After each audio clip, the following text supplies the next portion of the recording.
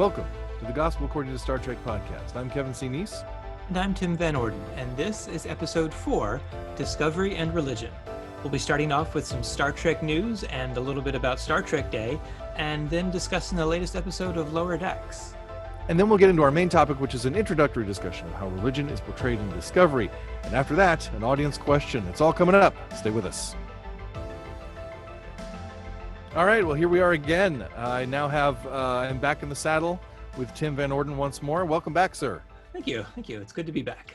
I'm glad you're here. It's it was good to have David last week, but it's nice to be flying with my my real first officer here. It's good. So. Oh. All right, enough mushy stuff. How are you? How was your Star Trek day and your Star Trek week? I have to admit, I've never really celebrated Star Trek Day on Star Trek Day because I didn't know it was a thing. I haven't written any books about Star Trek though, so it's a little understandable, or it's a little forgivable for me to not be on the ball there. But I did actually just the other day watch the first half of the Strange New Worlds panel from Star Trek Day. I got to see it on YouTube, and I keep seeing the one for DS9 on there too. It looks good. I want to watch that. But it was interesting to hear them talking about where they want to go with the series, and how like they want to kind of return to some of that episodal storytelling, where everything starts and is contained and ends in one episode. But They also want to take the modern overarching character development that we've become so accustomed to in our television these days, and they want to apply that to the series as a whole. So the characters will still grow and change, but there's not going to be as much in terms of like both of these first 2 seasons of Discovery have had such a season-long arc, right? Yeah. They're not looking to get into that so much, and it was really interesting to hear everybody talking about exploring that. But I think what kind of was most intriguing to me was Rebecca Romijn. I'm not saying her name right. Rebecca Romijn. Like the lettuce. Got it. Yeah. She was she's pretty much like Pike and Spock both have established characters that they need to fit into within the canon. She's got like nothing, she's got 1 episode, right? Mm-hmm. Right. So she's got all this room to explore, and just this opportunity to see this who this character is really exciting to me. I'm looking forward to number 1 and learning if she has a name. She does. We learned that. Yeah, we learned that in it may have been in Short Treks, I think. Okay, I didn't see all of the Short Treks. I don't think there's 1 or 2 that I missed. Yeah. Do you want me to tell you her name? Yeah. Yes, please. So her name is Una, which means 1. Yeah. So it's like Uno. Yeah.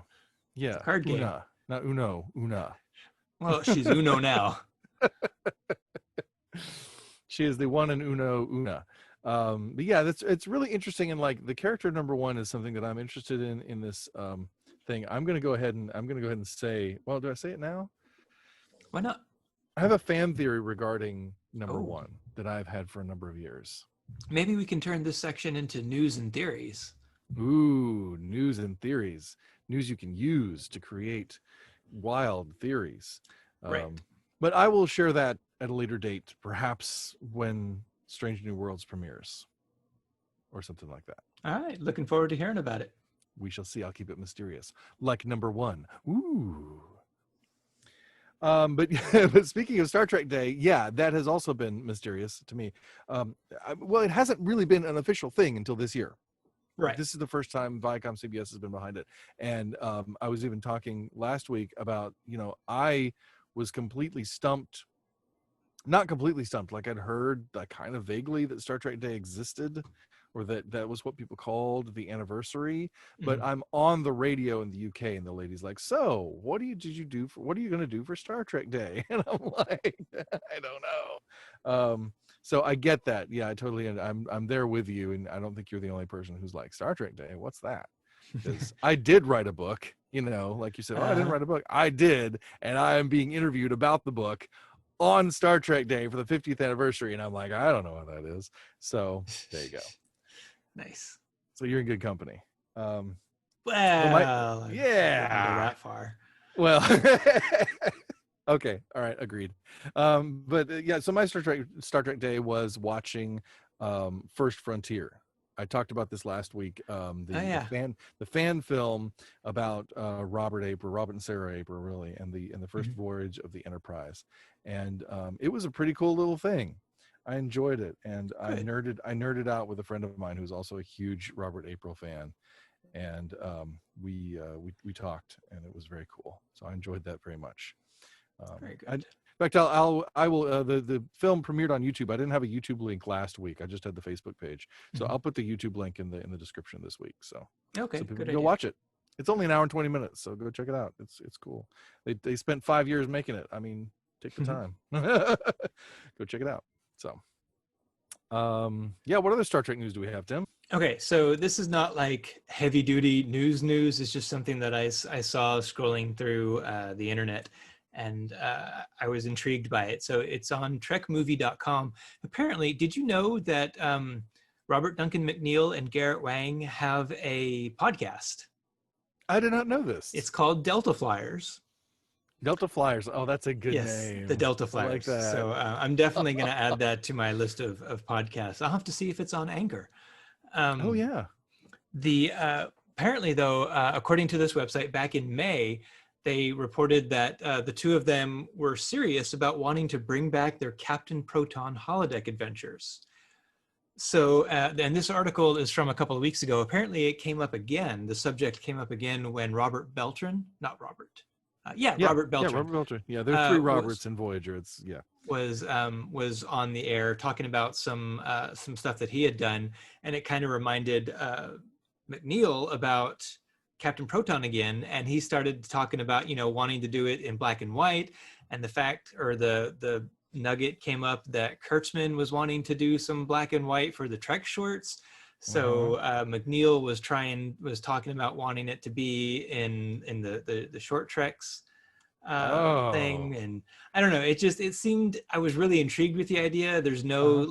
like I said, there's no confirmation of it or Right. anything like that. It's all just all the right people are saying they want to do something along this line. So um I think it would be really neat to see the Voyager crew come back, like one or two per little episode, Mm-hmm, mm-hmm. one episode. And even Mulgrew has said that she'd be game for reprising her role as that Spider Queen Oh yeah, of course she lady. would. She'd do that in a second. Are you kidding Um, me? so That'd be so yeah, awesome. I saw that and I was tickled, and so I thought I'd bring it up the next time. It's a little old now, so most of our listeners probably are aware of it, but Oh, you never nonetheless, know. I wanted to bring it up because We are here to spread the Star Trek news, whether people know it or whether we think people know it or not. I have to say, I would love to see that. I will tune in anytime just to watch Kate Mulgrew chew some scenery. I mean, that's fantastic. That'd be awesome. So but yeah, cool. it's on trekmovie.com. Maybe we can include a link in Yes, the yes. description for We will anyone who we wants will to read have the it. We will article. have a link in the description to that article. Absolutely. Cool. That'd be awesome. Cool. So on that note, then it's time to talk about Lower Decks. We're lowering the decks What? to talk Wow. about lower decks. What was the name of this episode? This episode was Captain Proton. That does not sound right, sir. It's not Captain Proton. What was the episode title? The episode title was Terminal Provocations is the name of the episode. Okay, then. Episode 6, Terminal Provocations. Mm-hmm. I'm not sure I get the title that much. Unless, like, not terminal in the sense of final, but terminal in the sense of a communication terminal. Well, but it is. I mean, it is like because there's the terminal because of the conflict with Badgie, which turns terminal, Oh, yeah, yeah, and yeah. then the conflict with the weird thing that the guy creates. I've forgotten the officer's name Mhm. right now, but Fletcher? Fletcher, yeah, that Fletcher creates that turns terminal basically, Hmm. because they have to kind of kill the thing that he makes, which is interesting. It's like these two stories that on the one hand seem to have nothing to do with each other, but they're both about this sort of like technology going awry and trying to kill us. Hmm. So, you know, All the while they're trying like, and there's the point that confused me, right? So yeah, they're arguing, the bridge crew and the alien ship. They're arguing over this wreckage, right? yeah, It's been abandoned for 100 years, and apparently. it's important to Starfleet. Why? This is the core of every mission the Cerritos has. It in well, almost every mission, but yeah, just about every mission the Cerritos has.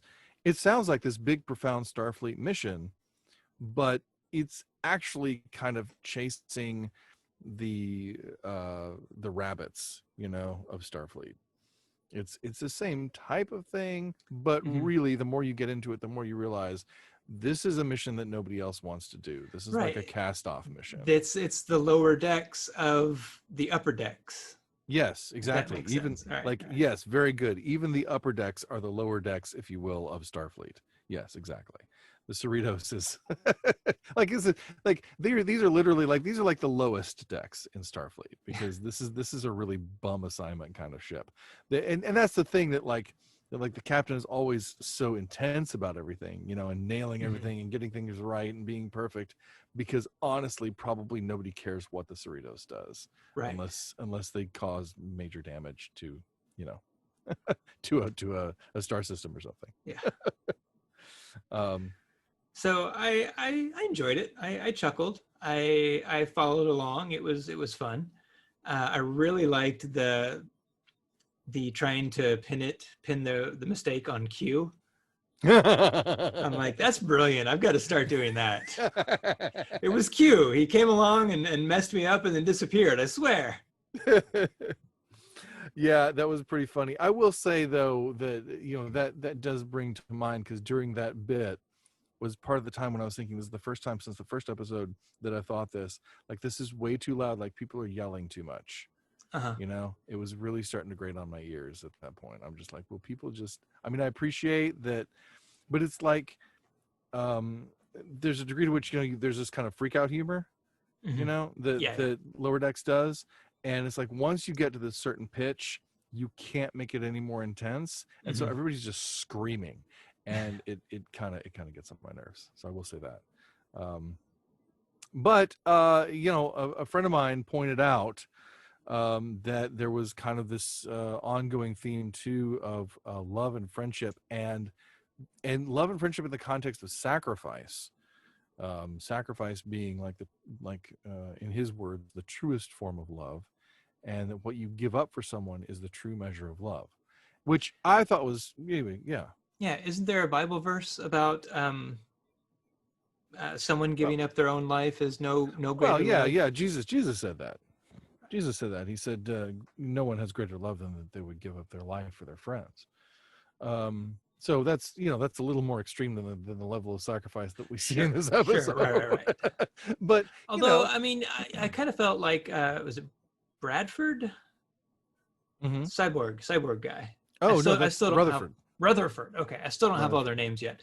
I feel That's like okay. he was prepared to give his life there at the end to Yeah, let Green Girl get away.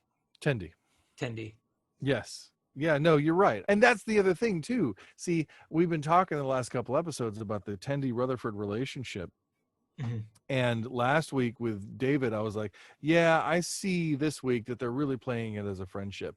But in that moment when Rutherford is protecting Tendi, he is clearly expressing romantic affection for her. Mhm. Oh, and there was definitely that awkward romantic moment when they started off in the training with Oh, yes. the boots The boots sticking together, which was awesome. Yeah, that's such a sci-fi meet cute, it's Yeah. just, it's great. I love it.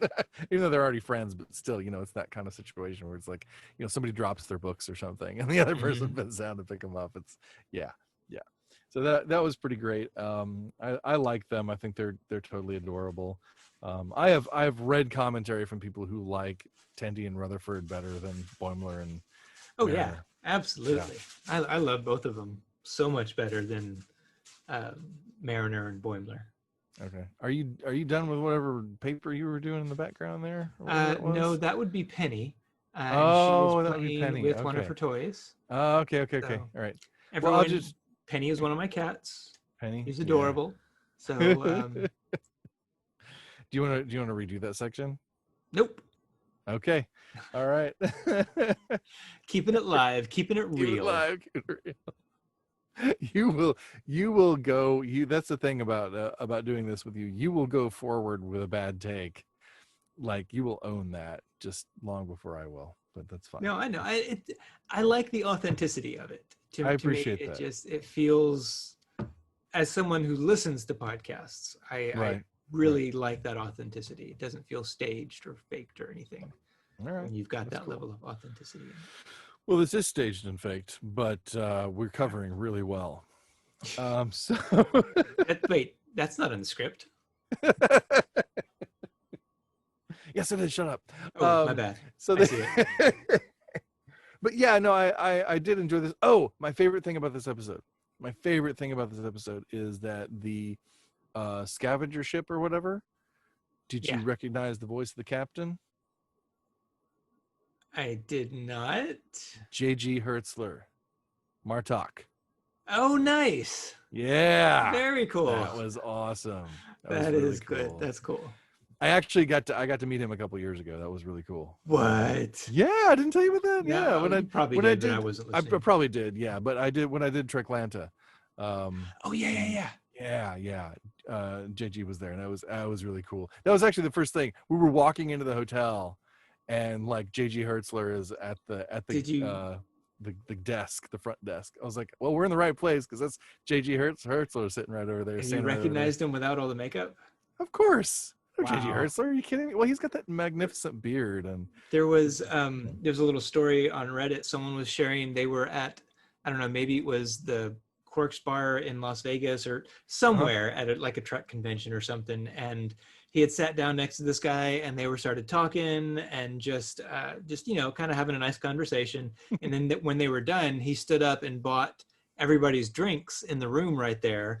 And that's when the guy realized it was, oh crud, and I'm completely blanking on his name. The guy that plays Gowron. Oh, Gowron. O'Malley. No. Roberts. Oh, flip. I just said his name too. Robert O'Reilly. Gowron. Oh, see, you said Gowron, and I thought Garrick. So okay. I couldn't put it together. Do you want to do that last little Nope. bit? Oh my gosh, you're killing me. I'm gonna break you of that asking habit, because that's just more you've got to edit. It takes up time. Robert O'Reilly. Yeah. Gowron himself. That is awesome. That is so cool. It was a cool story. But anyways, back to Lower Decks. With those eyes, come on. But still, yeah. So Lower Decks, yeah, it was very cool. I enjoyed it. I liked I loved Badgie until he turned murderous. That was a little scary. But yeah, Badgie was very interesting. I feel like we're gonna see more of Badgie. You think? Yeah, I do. Okay. I'm gonna see more of Badgie. Well, reoccurring holodeck characters is a thing. So it is. And definitely a thing. I did love the gag where they're like, yeah, the holodecks can be used for more than just talking to Shakespeare and right. Leonardo da Vinci and all the way up through Socrates. Oh, that was great. That was absolutely great. Yeah, Voyager's casting of John Rhys Davies as Leonardo da Vinci is one of the uh, oddest choices I think I've seen in Star Trek in terms of casting. But anyway, but hey, we love seeing J.G. Hertzler on this episode. But Yeah, that was cool. yeah, so it's good. It's good. Anything else you want to say about this episode before we move on? You know, I kind of didn't like the turn that Fletcher took. Yeah, yeah. I like because I don't know. I guess I wanted him to be a cool friend, sort of a thing, and then it just Mm-hmm. turns out he's a kind of a I don't know what's our rating on this podcast. Can I say What? I won't say it, but I Okay. was disappointed in his character. Let's say I Okay. realized they needed a patsy. The storyline called for a patsy to Yeah, I guess so. because they couldn't have one of their regulars. And I did Yeah. like the solution where they got him promoted to get him off the ship. Yeah, That was but clever. that's a classic Mariner move, though. Yeah. That's very Oh much. yeah. Yeah, I mean she handled his promotion the same way she handled her own demotion. So Yep. promotion and demotion. So yeah, that was pretty cool. But no, it was fine. Yeah, It was a good episode. it was good. I liked it. I like it more talking about it than I did while I was watching it. At the time when I was watching it, I didn't connect with it as much. But the more I thought about it, the better I liked it. So, oh, and I did catch myself just last week, and you probably heard me this week as we were setting up to record, humming the Lower Decks theme. I was like walking through my day, just going da da da da da da da da da, and I'm like, wait, oh, I know the Lower Decks theme. Like that's pretty cool. Oh my gosh, dude, we need to. I'm sorry, I was just reading an article here because something caught my eye. We Yeah. both need to turn in our Trekkie cards. Why? Who was in command of the USS Titan? Well, at this point, are we to that point where Riker has the command of it? We are indeed. Okay, yeah. No, I knew that. Oh, well, then I I just need to turn in I my Star Trek card. I knew it was the Titan, and I just didn't know if he was in command of it or not at this point in history. Well, if Den of I'm just kind of skimming this Den of Geek article, Mhm. so I don't know for sure whether they're just Yeah, speculating it's that time or not. But yeah, at some point Riker does get. yeah, he gets the Titan. It could be that time. Yeah, absolutely, that's true. Oh, that's cool. Yeah, I mean, I knew it was the ship. I knew the Titan, Oh, but I hey, didn't know. there's a. I didn't realize. Oh, I don't know how interested you are in the novels side of Oh yeah. Star Trek, Hmm. but apparently in 2005 there was a series of novels called Star Trek Titan, chronicling Will and Deanna's adventures aboard the Titan.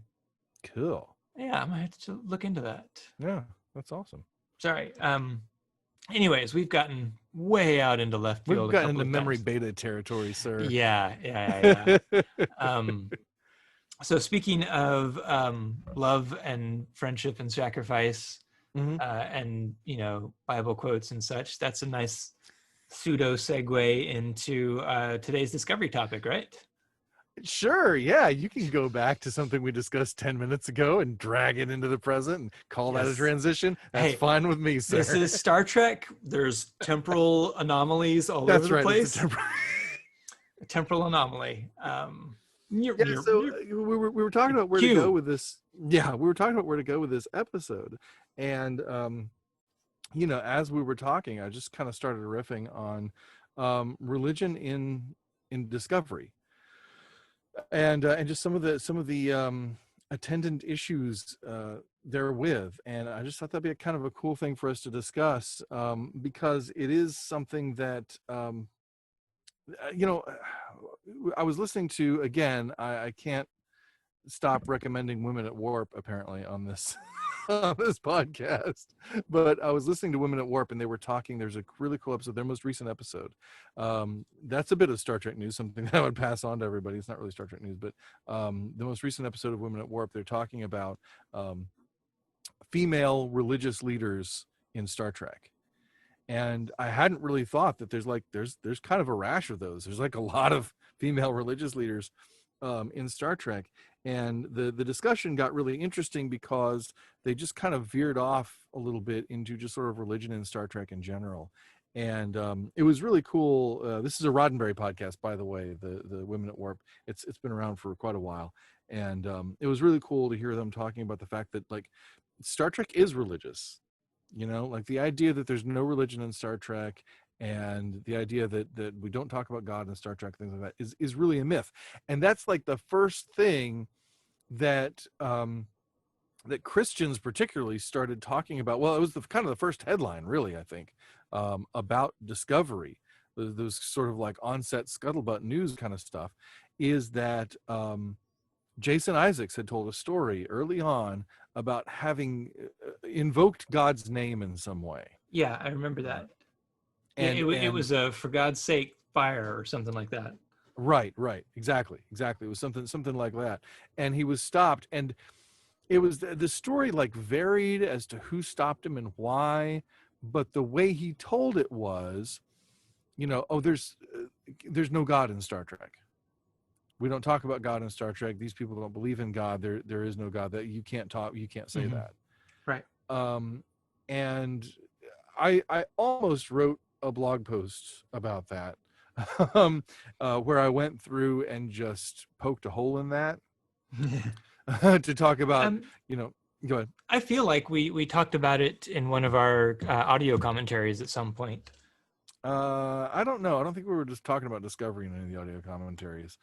We might have mentioned it. I don't know. But I wanted to kind of go back and blow a hole in that and just say, no, actually, here are all the times that Star Trek talks about God. Here are all the times that similar. And what I really wanted to do, actually, because I have transcripts of all of the Star Trek episodes and all of the Star Trek movies, up to the end of Enterprise and the first 3 Kelvin timeline films. So I have all of those, and I just went through and looked at every episode, every occurrence of the word God in all of Star Trek to show how many times it had been used, at least in that fashion, to say, to use it in an exclamatory way. Right. And just to say that that's a thing. So that was talked about as just sort of a way that Discovery was, like adamantly cutting God out of Star Trek. And I don't think that's what Discovery has done at all. I don't think they've avoided religion or avoided God at all. I think they've had a pretty consistent view of that, with other Star Trek series, in terms of, but what gets me, I'm not a big fan of Michael Burnham being related to Spock. All right, have you and I have talked about this, right? Yeah. Yeah. I don't know how you feel about it. I at first I thought it was just a gimmick to get people to watch, and maybe it was, but the second season really, really sold me on that relationship. I like the relationship. I like the interaction between them. When Sonequa and Ethan are playing brother and sister.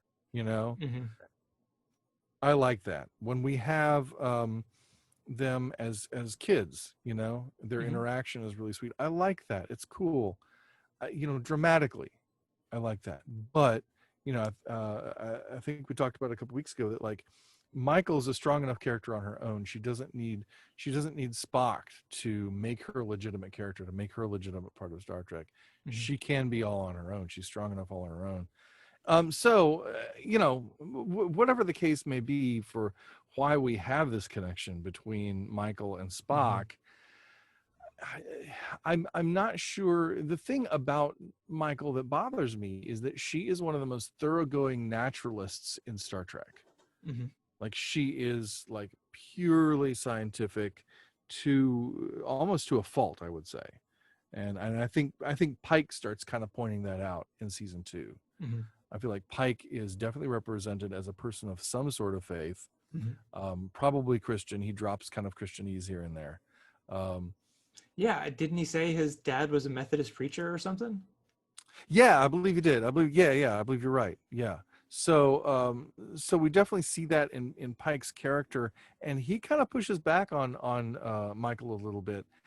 It's just interesting to me because I've always seen, and this is something they talked about in Women at Warp, this most recent episode, link in the description, um, is that I've always seen the Vulcans as a highly religious people.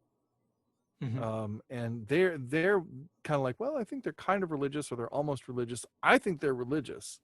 I think they're absolutely religious. And they talked actually in the episode too about the fact that, religion doesn't have to include theism, and religion doesn't have to include the supernatural. There are all kinds of things that we do that are religious. And I Hmm. talk about this. I talk about this in the book, in the first book, about human beings being called Homo adorans. That is, that we are adorans, being worshipful, right? That we are worshipful beings. That we will find something or someone to worship, even if it's our own view of ourselves, right? Uh-huh. And so I think that's intrinsic in us, and that's something that Star Trek can't escape, because it's dealing with humanity. And religion was an important topic to Gene, and he put it into Star Trek from the beginning. And so it's always there, and I think it's always going to be there. And I think if it wasn't there, it wouldn't feel like Star Trek, in all honesty. Um, but it just seems odd to me, because the Vulcans are religious, and because, and I'm going a little bit in, I guess, into my own headcanon a little bit, but um, in one of the Star Trek novels, one of the major Star Trek novels in 1985, called um, what's it called? Spock's World. Spock's World is the name of it. Spock talks about the fact that the Vulcans know for a fact that God exists.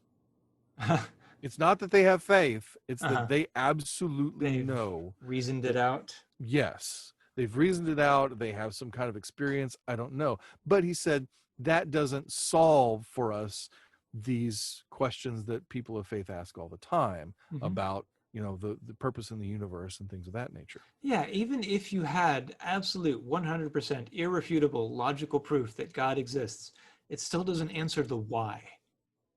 Right. It doesn't, there are lots of whys, and there are lots of hows that it doesn't answer. And I would say personally that we do have irrefutable proof of God's existence, and that is the existence and nature of the universe. And I think actually a lot of scientists are starting to veer in this direction as well. Um, that the fact is that we cannot escape the order of the universe, the degree to which it's organized down to the smallest particle. Gene Roddenberry talked about this. This was one reason that Gene Roddenberry was a theist, because he said, you can't look at this universe and say that it happened by accident. This didn't just occur one day. It's not just the question of why is there something rather than nothing. It's also, which is like this, the major philosophical question, I think, a metaphysical question anyway. But then also, like, why is the something this something? And how in the world can we expect that a this something, this ordered, this organized, and not that everything runs like clockwork, but that the system even absorbs chaos into its order, into its organization. Um, how can we expect that arrived by random chance? Random chance, which is an occurrence of the laws and the functioning of this very well ordered universe. So they're actually, it's becoming, the idea of, people talk about intelligent design, and they kind of conflate it with literal 6-day young earth creationists, where people Hmm. say, Yeah. okay, well, the Genesis account is exactly historical, and God created the earth in 6 days, and they mess with dinosaurs and all kinds of stuff, trying to. And I live in Texas. We live in Texas, so Yeah. we're not far from Glen Rose, where Carl Baugh has his Creation Evidence Museum. So I mean, it's very strong in our in evangelical Christian culture. This idea that of creationism, and the idea of intelligent design has become conflated with that. But the fact of the matter is, I mean, evolution itself shows elements of design. It's a well-designed system. It's not just a lot of random mutations. So more and more scientists are starting to say, hey, our universe does appear to be designed. So all that to say, that it's really hard for me then to believe in Michael Burnham. It was a long walk, but really hard for me to believe in Michael Burnham as somebody who is inculcated in Vulcan culture and history and tradition and knowledge. And even if you don't take Spock's world as canon, which of course it isn't, but even if you don't take that to heart, there's a spiritual nature to the Vulcans. Mhm. There's an openness to the Vulcans to things outside of themselves, which they find to be a logical thing to do. Um, but but Michael's version of logic is colder and harder and more rigid, I think, than most Vulcans we see, and it's less mystical than any other Vulcans that we usually see. Mhm. And is that overcompensation on her part, or what is that? Or is it that it just doesn't really fit and she shouldn't be such a thoroughgoing naturalist? I don't know. What do you think? I'm wondering how much her actions at the Battle of Binary Stars shifted her. Because I feel like before that battle, we barely got to know her before that major life-altering event happens to True. her. Yeah. But I seem to recall her and Giorgio like teasing each other about having faith in each other, right? Right. Yeah. And so I just wonder if maybe she was at some point, and then this her Changed her in whole some way. it hardened her. That's Clearly, possible. That's possible. I guess I don't know. Of course, having faith in another person is not the same thing as having faith in God. no, but I mean, But just in terms of the whole extreme logic that she goes to. well, and let's go further with this line you're bringing up here too. That I don't think there's not a separation between theism and faith. Like I would say that Michael is definitely a person of faith. She's not a person of faith in God. She does not believe in Mhm. God. She believes in science. She Sure. believes in observable realities, but she also believes, like I was talking about in a previous episode. She believes we can do better. Hmm. That there's something that she doesn't want to give up on things. She wants to push until she gets it right, until she nails it. Hmm. And no, I'm not going to accept half measures. I'm going to go all the way, not only because I believe that's the right thing to, not only because I believe that's the right thing to do, and that's the direction we should go in, but I believe that we are capable if we just keep pushing, we just keep striving for that goal. So I see her as a person of faith for sure. I just see her as a person of very naturalistic faith, and that gets challenged. That gets pushed on in season 2 with Pike and the Red Angel. Right. So, it's kind of, this has kind of become the Michael Burnham show in terms of our discussion of discovery and religion. But Well, and hey, that's fair. The show is about Michael Burnham. She's the it is. lead. I mean, discovery is the Michael Burnham show, but and that's fine. That's fine. I don't mind that Michael Burnham is such a focus. I think a lot of people complained about that. I do think that season 1 could have been more ensemble. We've talked about that a little bit. Hmm. The more ensemble there is, though, and as season 2 progresses, we've seen more of that, the better I like it, because I think there should be more ensemble. Well, sure. The relationships that a person has and how they treat the people around them is a huge part of what defines a person. Even if you want to make it the Michael Burnham show, you still need that ensemble there to explore her character. Right. And we see more and more, I think, about that, but we also see more and more about the other characters' stories and journeys. And I like that as we get into season 2. And as Mhm. we're talking about the religion aspect, that leads into Saru, and who has a whole arc.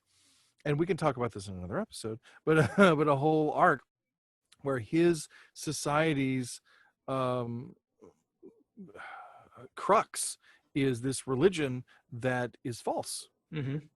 And It's like someone pulled the curtain out from the guy in Oz right, and said, "Hey, exactly. look, guys." Exactly. And the man behind the curtain in Saru's world is this weird, slimy, black Right. ooze covered creature, which I don't understand. But but How but about that twist, though? What'd you think of the fact that Saru's species actually was the apex predator?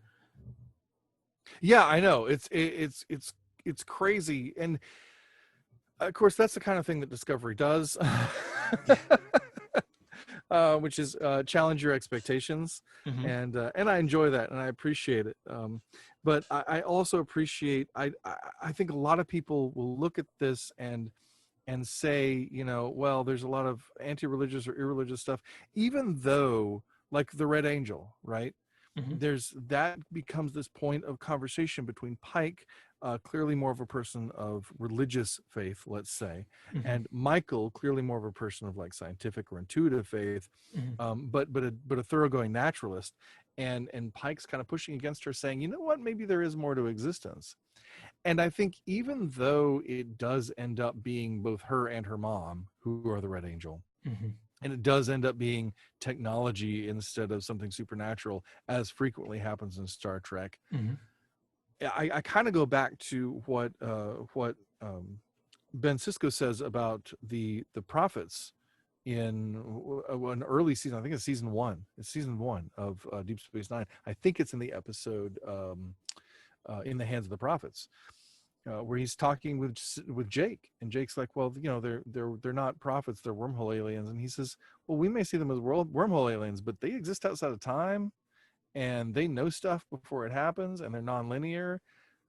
They seem like prophets to me." Like we may be able to explain it scientifically, but that doesn't mean that they don't meet the criteria for having that name. Right. And it's the same kind of thing here. I don't think that what we see in the way the events feed each other is anything short of providence. I don't think what we see in the way the Red Angel storyline comes about is anything less than a miracle, even if it's driven by technology or driven by her mother's drive and will and desire to to see her mission through, right? Hmm. um, or her own drive and her own desire to see her mission through. um, no matter what natural causes we can say attribute to. It's like I was talking about earlier with evolution. Evolution exists, but that doesn't mean God doesn't, because evolution is an amazing system Hmm. that could not happen by accident. So in this same sense, yes, we're talking about this technological thing, we're talking about this time travel and all this stuff that we can explain with this fancy supersuit, but the way that all worked together, I don't think that's not miraculous. I don't think that's not something that requires faith to participate in. So I think, in a sense, they're both right, um, in that Michael is saying, well, this isn't something truly supernatural. This isn't something spiritual. This isn't an actual angel. But Pike's saying, yeah, but there's something greater. There's a greater dimension to our reality. We don't maybe always know what it is. We don't maybe always know what it looks like, but faith is part of who we are as human beings. And I think that's kind of balancing and rounding out Michael's character. Indeed. So, So um, on. Go ahead. go ahead. Go ahead. So on that note, we're going to go to the questions. Yeah. The question. Okay. So I know you're usually transition Tim, but I see. on I've got that one note, job on this ship. on that note, we do have a question. Oh, do we? Yeah, we do. Very good. Let's hear It's it. amazing how those keep coming in. Well, it's not. I don't know. It's not something that I would necessarily say was posed to me as a question, right? But Okay. it's just something that someone was talking about that kind of echoes a question that I get a lot. And it's a question not so much asked to us as much as a question that this person is asking themselves, saying, I've been wondering if I should be watching Star Trek because of the underlying, quote, anti-God sentiments. So I'm thinking about that, and I think that's how a lot of people react to Star Trek. And when we see storylines like we're talking about in Discovery, where you have very thoroughly naturalistic characters, or you have this sort of poking holes in various religions, alien religions, what have you, or images of God, you can get the sense that Star Trek is, as they say, atheistic in some way. And I think that's kind of part of the motivation that I have talked about in doing the gospel according to Star Trek, is that Christians either reject Star Trek or they feel guilty for liking it. And I think this is kind of that feeling guilty for liking it side of things. You know, Mhm. later on, this person goes on to say, well, they do all this stuff and all this cool things happen and things turn out well, but then they never acknowledge God. You know, Mhm. they're talking about their own achievement. And um, you know, to that, I just want to say, first of all, I don't think Star Trek is anti-God or atheistic in itself. I think there are moments that could be called atheistic, but I think they're fewer and farther between than we give them credit for. Mhm. Especially because there's a lot of, I talk about this in the book, there's a lot of iconoclasm in Star Trek, which is the tearing down of false gods, which from our perspective as Christians, that's part of many Christian traditions, is the tearing down of false gods, the saying that this vision of God is not the correct vision of God, and here's why.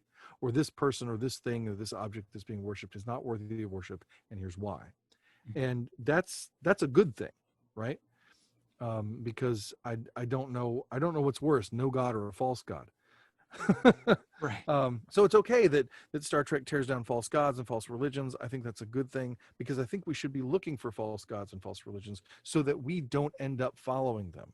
Mhm. Because I think even as Christians, you know, you just kind of think, oh, well, I'm a Christian or I'm following Jesus or whatever, and Jesus is true, therefore everything's fine. But Jesus is abused and manipulated so much by so many different religious people that a lot of people trying to follow Jesus get caught up in a lot of things that don't honor Jesus at all, Mhm. that aren't true to what Christ came to teach or came to do, and that lead them, for lack of a better term, astray.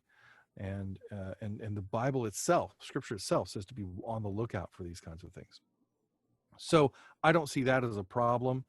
And I do understand that in these stories we don't have people like, you know, oh, thanks be to God, you know, like, or Yeah. let's praise God for getting us Mhm. out of this mess or whatever. I mean, they are, you know, talking about, well, let's, you know, thank Scotty. Scotty, you're a miracle worker. Exactly, exactly. Like even if Kirk tends to use religious language, like saying "bless you, Scotty," and things like that. Even still, yeah, definitely. But the thing that I feel like I want to say to a lot of Christians who are struggling with how to engage with Star Trek is, Star Trek is not a Christian show, and so don't expect it to act like one. I think a lot of Christians in today's world, particularly in the United States, and I say this from my own personal experience, um, kind of grow up in a world where everything around them is Christian, and they only listen to Christian media and Christian music and what have you, and so you get used to certain things, right? Mhm. Um, Christian culture, in the way we understand it, is often very insular and kind of self-affirming. And so we get a lot more affirmations of God, we get a lot more affirmations of faith or whatever within that circle than we do outside that circle.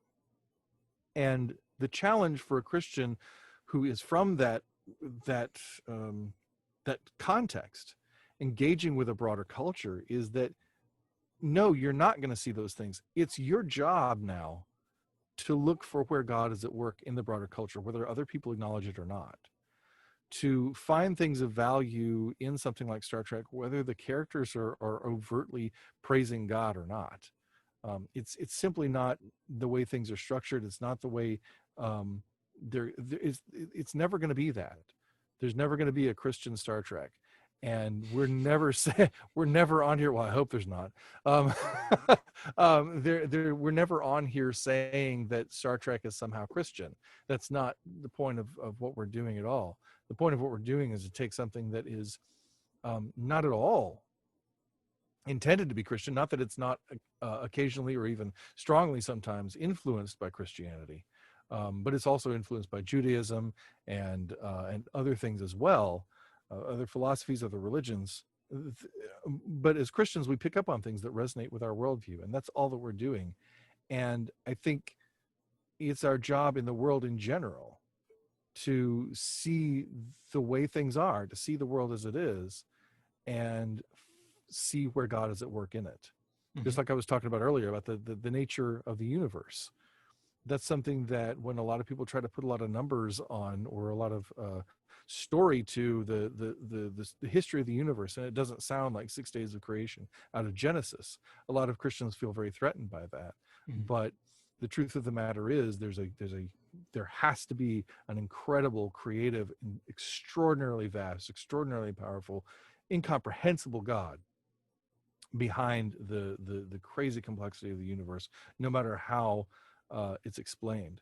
And the ability to have conversations with that, and the ability to see that wherever it may be, I think is a fundamental part of how we engage other human beings, no matter who they are, to be able to see that God is at work everywhere. So yeah, I understand the struggle. I understand the feeling that, like, oh, this isn't safe, because it's not constantly affirming of my faith. Right. It's going to lead me astray. Right. Exactly. To go back to that theme. But it's just like with a kid, I can, well, I didn't have this experience with my son because he took to bike riding so quickly and so easily, but a lot of people have to like help their kids learn to balance the bike and all that sort of stuff. And they have to hang on. And then eventually at some point they have to let go and let the kid pedal, let them ride the bike and maybe fall. But I feel like we often want our Christian culture to sort of hold the bike handles for us and help us to keep our balance. And we rely on that constant affirmation from Christian culture to be sort of the grounding of our faith. And our faith only really grows when we when we ourselves are keeping the bike balanced and doing the pedaling and figuring out how to actually live and work this faith out in a world that isn't constantly affirming. And so I would say take heart, don't look at everything to constantly affirm you the way maybe your comfortable Christian culture does. But look to be challenged and welcome that challenge. Invite that challenge. If you haven't questioned your faith, it's not yours. Exactly. Well said. Well said. And that's scary. I understand that for a lot of people. And maybe some people who might be asking this may have questioned their faith. I'm not saying they never have. But that's always something to do. That's always something to work on, to always be, it's like we said last week, how do you love your neighbor if you're unwilling to listen to their story? And part of listening to your neighbor's story is listening to whatever it is their story is, whether it's comfortable for you to hear or not. In fact, if it's uncomfortable, it's probably better, because the more you can see that your faith and that God's self is able to withstand, whatever, then the better off you'll be, and the better you'll understand that it's something worth believing in. Okay, so thanks very much for the questions. We really appreciate it. Tim, what do we have coming up next week? Next week, we are going to be covering episode 7 of Lower Decks. And we'll be taking a deeper dive into this discovery and religion concept by exploring the episode New Eden. Excellent. Sounds fantastic. It's like some genius somewhere planned it. So I hope you'll join us. In the meantime, please like, share, comment, subscribe, and rate. And if you're on YouTube, be sure to ring that bell. Also, be sure to send us your questions, Gospel According to Star Trek on Twitter or Facebook, and gospeltrekpodcast@gmail.com. We would love to discuss your question on the show. Tim, do you have anything else to say to the folks at home? Yes. Apparently, Yoda has a last name. What? Yes. It was Lei-He-Hu.